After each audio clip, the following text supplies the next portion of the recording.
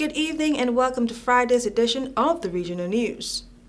An extensive fogging schedule will be implemented across each island in the Turks and Caicos in response to the rising cases of dengue fever. The Ministry of Health and Human Services says that the TCI received confirmation of its first dengue case on November 17, 2023.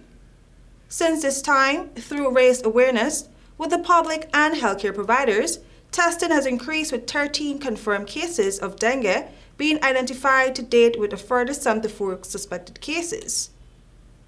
8 of the confirmed cases are type 3, which can result in a more severe form of this disease, while type 2 has been identified in 1 confirmed case. The other cases did not meet the criteria for typing. We now bring you news from Trinidad. At least 15 members of the 3 major gangs remain in police custody after a series of raids in and around Port of Spain. Police sources said the raids, described as a gang sweep, were done in response to several shootings and murders in Belmont and St. Anne's within the last several days.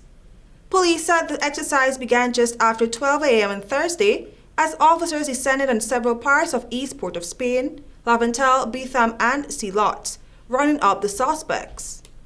The suspects, including a man believed to be the leader of the 6th gang, remains at police stations across Trinidad.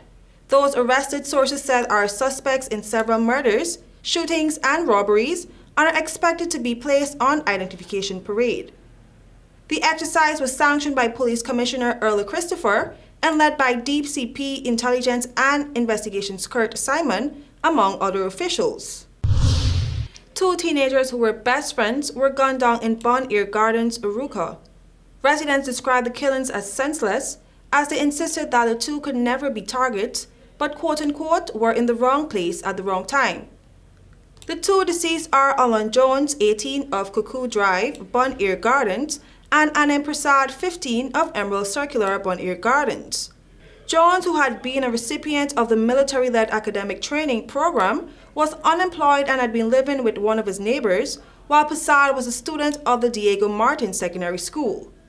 Police said that around 10 p.m., officers of the Arouca Police CID were on mobile patrol in the Bon Air Gardens area when they heard a volley of gunshots. Eyewitnesses said that a car with the gunmen had been patrolling the area for several minutes prior to the shooting. Eventually, when the 2 teens were close to a shop, the gunmen, armed with what police believe was an AK-47 assault rifle and AR-15 assault rifle, opened fire on the boys. Police recovered 57 spent shells. Officers of the Region 2 Homicide Bureau, Crime Scene Unit, and more officers from the Arouca Police Station arrived and examined the scene. Thank you for watching. I am KERESE GONSALVES.